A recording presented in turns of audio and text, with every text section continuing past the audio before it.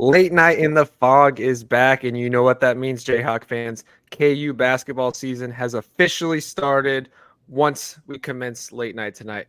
Welcome into the KC Sports Authority podcast. In this episode, we're going to talk about late night as well as give a quick preview of the KU basketball season and maybe sprinkle in a little bit of football at the end. Hey, what's good, y'all? It's your boy JD6 here. I'm with my man. Shout out to KC Sports Authority. Make sure y'all go check that podcast out, man. You heard the man. All right, fellas, welcome in Keegan, JB, and Spencer here. And guys, it has been a while since the three of us have all been on here together. It's been weeks and weeks, so pretty excited to have all three of us back on the mic today for a KU basketball episode. Let's just start off, fellas. How are we feeling? You know, the fog's starting to settle in a little bit. It's a little bit chillier this morning here in Lawrence, and basketball season is officially here. Dude, I love it, man. I'm trying to turn my AC off for like a month and a half and save on the electric bill. So I don't know if I'm more excited for that or KU basketball. Actually, I'm just kidding. I'm way more excited for KU basketball. And like you said, late night starts us off. It kicks off the season in tremendous fashion. So definitely pumped. Yeah, I'm excited too. The last basketball memory I have from KU is watching them lose to Arkansas. So I'm ready to cleanse myself of that memory and start fresh here. So pretty excited. Well, we did get a little bit of basketball with that Puerto Rico trip a while back that we did.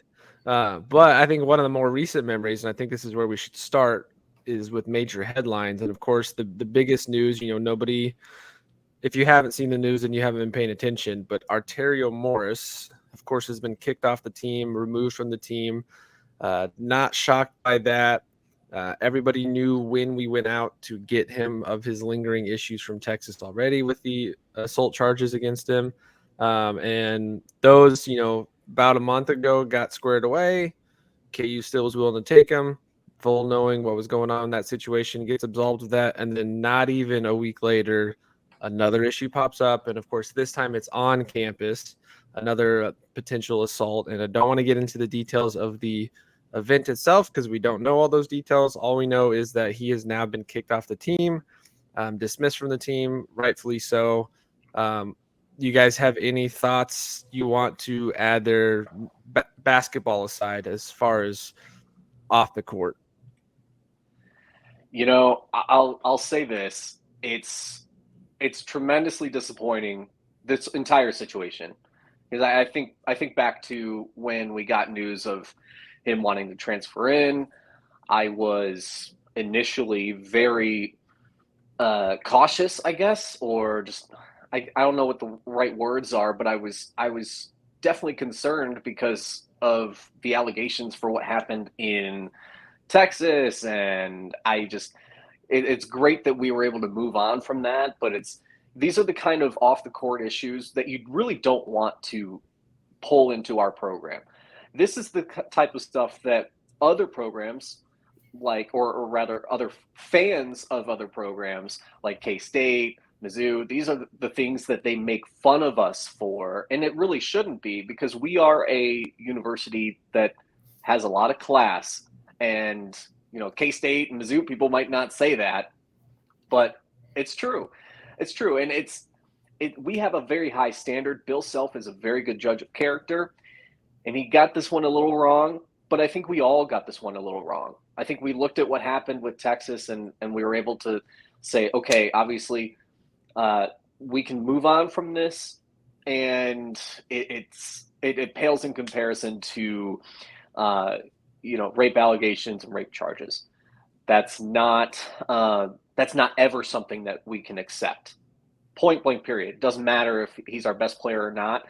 And Arterio Morris was turning out to be a really good player for us. He, on the Puerto Rico trip, had a tremendous game of over 20 points. He did really well. He was solidifying himself, in my opinion, as our starting two guard. And now we'll be without him. However, we might benefit from addition by subtraction, by eliminating the distractions of any off-court issues. Taking him off the team, it's the right move, and I think we can move forward with the guys we have. We're a little thin, but it's okay. Bill Self knows what he's doing. I have full trust in us. Yeah, disappointing is a really good word for it, because it is disappointing, because now, our program has a long-standing tradition of being a high-class organization, a lot of honor, a lot of prestige, a lot of privilege associated with the basketball program. And it's not a good look. It's just not really a good look. And, Bill, I think, makes very good decisions 95% of the time. And unfortunately, this goes into that 5% of the time where it wasn't a good decision. And everybody is very quick to point fingers, is very quick to, throw the blame grenades. But the bottom line is, I think this needs to lead to some internal altercations of how we do things, how we vet people. I'm all for a second chance for people. Absolutely. Like, a guy has attitude problems. A guy is hard to deal with in the locker room. A guy is, proven to be uncoachable in the past. Those are things that you can allow second chances for. I think when you deal with the nature of these offenses, that's not really something, if someone like that wants to get a second chance at life, absolutely.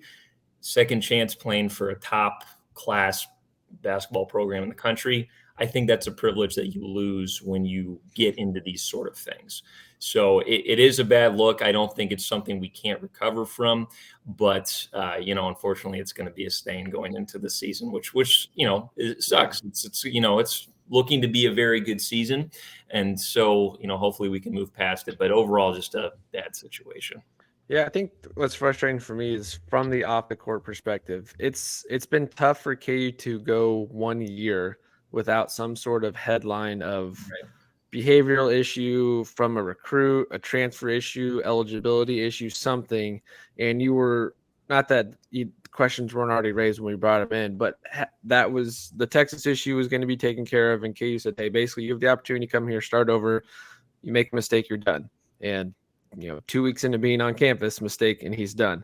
But I think what makes it frustrating for me is, and Spence, you just hit on it, is playing basketball at the University of Kansas is a privilege.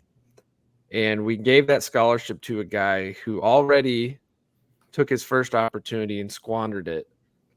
So why give him a second opportunity when there are other players in the country that could have been a better fit? Now, I understand basketball side, Arterio would have been a great player. I think this was more of a long-term play, looking past this season to get someone who could man the backcourt, be a strong defensive anchor, and he definitely would have been that.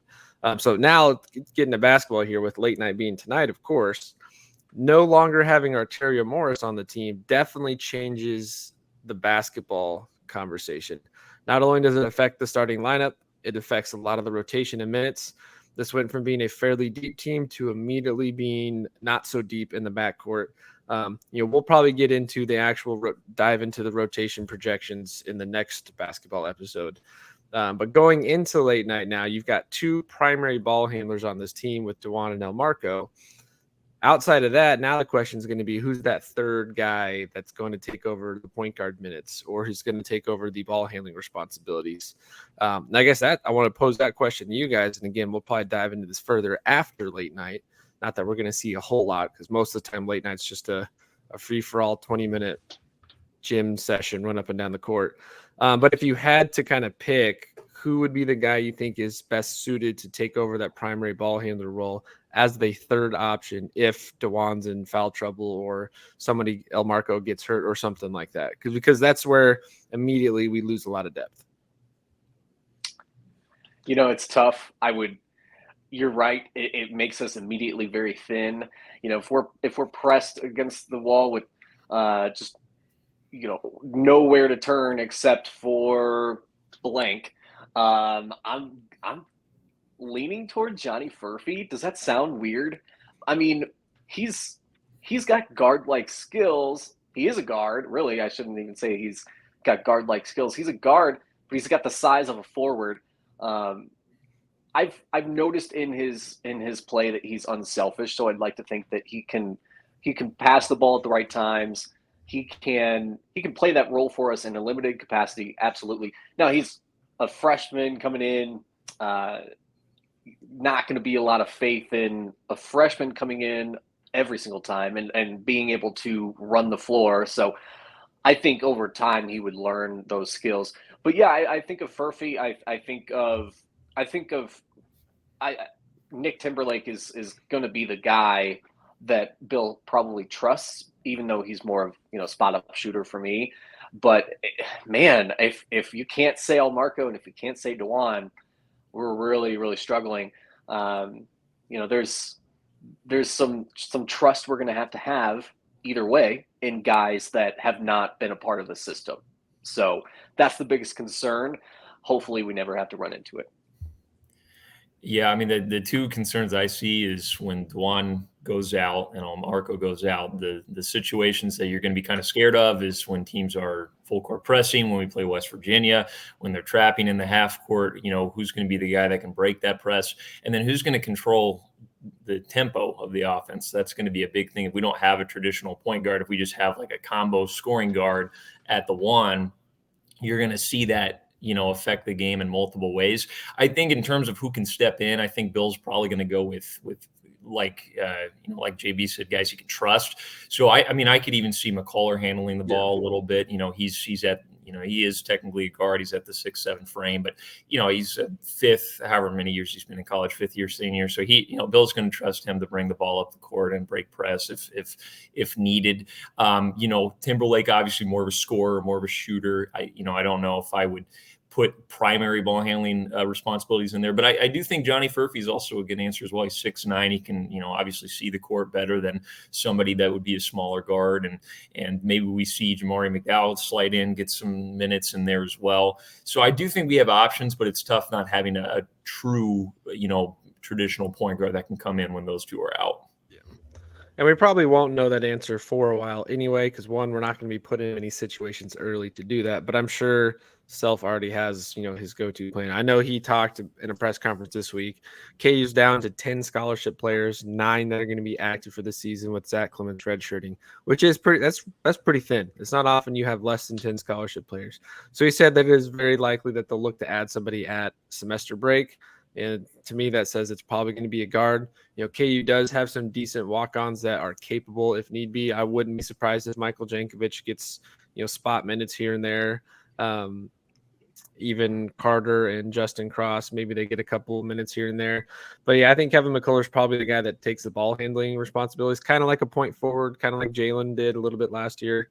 I think he's more capable. But let's get to late night. Late night is tonight, of course, for those of you that are catching this ahead of time. 6:30 p.m. at the doors. Everybody knows how late night works. You've got the activities going on before the game, outside the stadium. You've got the scrimmages during late night. You've got, some of the antics and film sessions that they do throughout the weeks leading up of the off-the-court fun. The scrimmage themselves, never go super crazy. Last year, Michael Jankovic led all scores to 9 points. Really, it's just a free-for-all to run up and down the court, have some fun. Bill's watching it from up above, just on the broadcast, letting the guys go out there and just have a good time. Flo Rida is the entertainer for the evening. Let's start there. Excitement level 1 for Flo Rida, and 2, where does he rank in some of the? I know we can't talk about the performance itself yet, but where does he rank as far as popularity of entertainers we've had over the years? In your guys' opinion? I'm at like a 2 in excitement out of 10. I feel so bad saying that, but gosh, I'm really bad with music in general, of remembering when people were popular. But if this had been Flo Rida of 2010 to 10 years ago, is that right? Is that this guy? I'm not even. I should preface this by saying I'm not even really in tune that much anymore with music that's really popular these days, just because myself personally, I'm getting into certain artists that I really like and I'm supporting them, and I'm not really paying attention to new stuff that's coming out. But I would highly doubt that Flo Rida is close to the word relevant right now in today's music. I think there's better options out there. I think we've never really gotten the guy we wanted every single year, and that's kind of what this feels like. I don't think that he would put on a bad show. I think it would be entertaining, but he's like the kind of guy that was popular when the current students were like maybe in elementary school. So I'm looking at this like excitement level way down. Yeah, I mean, I'm not going to be there with a Flo Rida T-shirt. That's all I would say. Who did they have last year? Was it Run DMC? I know it was another group that was Well, again. Shaq. It might have been Shaq last year. Oh, was it DJ Shaq last Diesel. It year? was Shaq, yeah. But I yeah, can't- Run DMC was in the last couple of years. I think it went Snoop. Well, obviously, nobody's going to top Snoop Dogg's performance.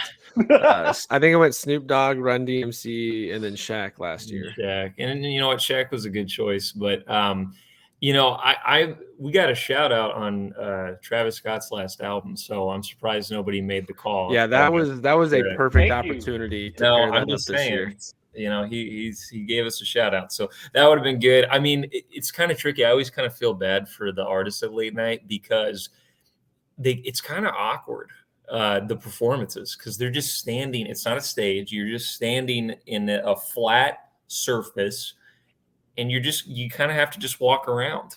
And Well, they did say for this one, I did read in the preview that they're only opening the floor to students, so students have to like acquire a floor ticket with their entry, and then once they get to the concert, then they'll let the students down to the floor and kind of form the the mosh pit that they did last year. So there'll be fans on the floor. I think it's just all the student section. All right, well that's a little bit better because I just remember like Lil Yachty came one year when I was there, and that was pretty cool. But man, they don't have much to do when they're performing. So I'm never really too excited about the concerts. Obviously, the Snoop Dogg incident is an outlier on that, but yeah, I'm not like super jazzed about Flo Rida. Obviously, no offense. I mean, hey, I love when Low comes on in the club. Don't get me wrong, but still. And that song's older too. Yeah, I think his performance is probably gonna be a little different. I think for music, the music part of it will be solid. It's not like he's a bad performer at all. But yeah, it is kind of an odd environment in a basketball stadium.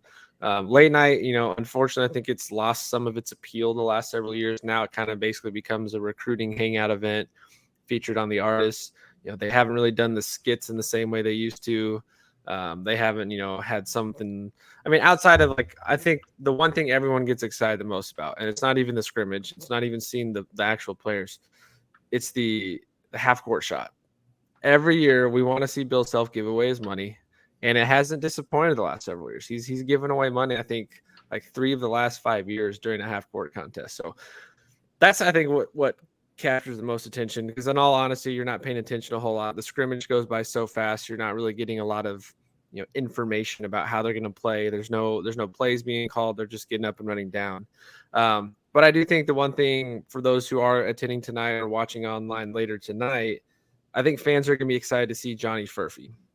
He didn't get in time for the Puerto Rico games. So this will be the first time we see him in a Kansas uniform. Again, nothing special is going to happen during the game. But I think it'll just be exciting to see, one, how he stacks up, physically against the rest of his teammates. But just to get a little bit of run with him, I think will be exciting for fans. Outside of that, though, is there anything you guys take away from late night of any significance? I kind of I like how you touched on it's become more focused on recruiting and a hangout for the recruits. I always love how the fans will show their appreciation for the recruits that are there. When the fans are aware of who's going to be at late night, they come prepared and they're chanting throughout the entire night, like, we want so-and-so. And I was even expecting that Cooper Flagg was going to be that guy that everyone's chanting, like, we want Cooper or whatever. But now that's not going to happen. So yeah, unfortunately, I don't know. My question would be, who do we now chant for? I mean, I'm not sure. But I don't know if you have a preference now that Cooper Flagg's not here. But out of the recruits that are visiting, do you have a preference on who you want the most? Let me pull back up the list. There's not a whole lot. I mean, I'm pretty sure I've heard that Flory Badunga is going to be here. Of course, we already signed him. We already got him. Yeah. But he's supposedly going to be there. Excuse me. There's the kid from Kansas City who now, of course, I'm drawing a blank on his name. Starts with a P. It's kind of a hard pronouncing last name. The Passmore kid? Yeah, the Passmore kid. That feels bad. I got to pull up. I don't think I've seen anything else of recruits of note. I think maybe the guy we just recently signed, LeBaron, or however you want to say his first name, Pylon, the point guard for next season. I think he's also going to be in attendance. But outside of that, I don't think there's really much for big time recruits this go around, unless you guys have seen anything else. I know Larry Brown's going to be back in attendance. Well, that's pretty cool. Very cool. Oh, here it is. His name is Raquise Passmore. Yeah. But I don't think like the guys like Liam McNeely or Trey Johnson, I don't think they're going to be there for this. But who knows? There's always something that comes in. If anything, there might be some decent football recruits. I mean, even though it's focused on basketball, it's a good opportunity to bring the football players in because Allen Fieldhouse is an amazing experience. And with football on the rise this weekend, I'm sure we'll see something tonight talking about football tomorrow. Mark Mangino's back this weekend. So that's exciting. KU football's got a couple guys going in the Ring of Honor. So there'll be some buzz around. But yeah, it's not the same with the recruits. I guess kind of before we wrap up here, between now and I think we've got a couple weeks until that Illinois matchup for the exhibition game. What are some thoughts or things you guys want to see, whether it's headlines the next couple of weeks or things we need to see before that first official preview or first official game comes up? I'll be curious on who, right before the season starts, we always start to hear rumors of who's performing well in practice, who's sticking out to self and the coaching staff. So hopefully the lineups start becoming a little bit more clear and there's not as much ambiguity of who's going to be the five that we see on the first game. I always look forward to hearing who's performing well, because I think, the guys that, do the best now are going to be the ones that we see towards the end of the season, because Bill likes to stick with his guys. So I'm excited to see that. I'm really excited to see how Furphy ends up, doing. Like you said, we got him a little late. So how well he gets acclimated and how well he impresses the staff. So I'm excited to see, who's going to be the early standouts this year. Yeah, it's going to be the Furphy show. I think we're all super excited to see him. I'm kind of waiting on official word with Zach Clements in terms of if he's going to redshirt now or not. We lost a guard. He's a forward. It's not a 1-for-1. It really doesn't make sense to have him burn the red shirt. So I think the chances are very unlikely. However, if we fail to bring someone in, you got to wonder if Bill's thinking, okay, we got to burn this red shirt at some point, and maybe have a few more guys get in at the guard rotations, and Furphy's more of 1 through 3 most of the time when he's on the court. Does that mean that Zach has a place in this roster? Maybe not. Not a lot of confidence there, but I think we might hear some kind of word just with the departure of Arterio. Yeah, I think that there's a possibility of that. Even if he does redshirt or doesn't redshirt, we're still relatively thin in the post, unless you count KJ as the backup 5 for sure, which we've talked about. But I think, Johnny Furphy is going to get most of the hype for the next few weeks as we want to see what he does in uniform and in practice. I'm kind of curious to see what the walk-ons do the next few weeks, which walk-on gets that 10th spot in the rotation, that 11th spot. Is there a guy that we can bring in and trust off the bench in dire moments? And of course, Michael Jankovic is probably going to be that first guy. He's probably not coming in to run the point guard position, but does he get a few minutes here and there? Does Chris Carter, as the redshirt freshman from Cal State, maybe he's that backup guy that can steal you 2 or 3 minutes. Because the interesting thing with only having 9 active scholarship players, walk-ons are going to be playing in practice a lot. We almost have more walk-ons than we do scholarship players. We have like 18 players on the team and like 7 walk-ons. So they're going to get a lot of playing time in practice, a lot of scout teams.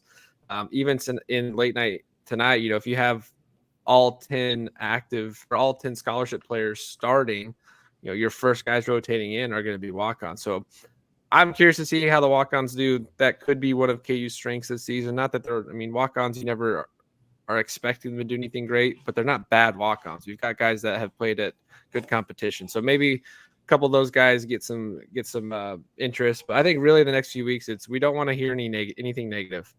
Right. Everyone's going to class. Everyone's doing fine. There's no off the court issues. The Arterio Morris situation doesn't turn into anything more than what it is. And guys are doing what they need to do. And if that's the case, then, you know, here in a couple weeks, we'll be sitting here previewing, you know, the fun Illinois exhibition game and getting ready to ramp up to the season. So let's end it there. Late night again tonight, 6:30 p.m. at Allen Fieldhouse. If you're going, great. Have a good time. You can watch it on the broadcast. You know, listen to Greg Early and Brian Haney and possibly Bill Self. But late night is here, and that means KU basketball season is officially back. And that means for us, we're going to be doing a lot of basketball content coming up. But don't forget, we're in the middle of football season. KU football, big matchup this weekend at home. Very important game. You'll have a preview shortly after this episode comes out. Chiefs are still riding hot right now, 3-1, looking to get the offense back on pace. You got the guys from the Aftermath podcast, of course, with us. They've got their episodes coming out twice a week, so check them out. You can follow them over on Twitter at Aftermath_KC. Give them a like and a follow over there. And of course, if you're subscribing to us here on YouTube, you'll be able to catch all their episodes. You can find us over on Facebook, Twitter, Instagram, all of our social medias. It's going there across the bottom there for you at KCSA Pod. If you've got any takes for the season for basketball, if you want to throw some football stuff our way, please do. We'd love to take some comments to add into our episodes. A lot of stuff coming still. You know, we're about to ramp up into prime football season with the start of basketball season. So there's going to be a lot of overlap, and we're going to be kicking out episodes as much as possible. So thank you guys for following us so far, and we appreciate the support. Don't forget to hit that subscribe button, share it with your friends, and as we always like to end these episodes, rock chalk. Rock chalk. Rock chalk.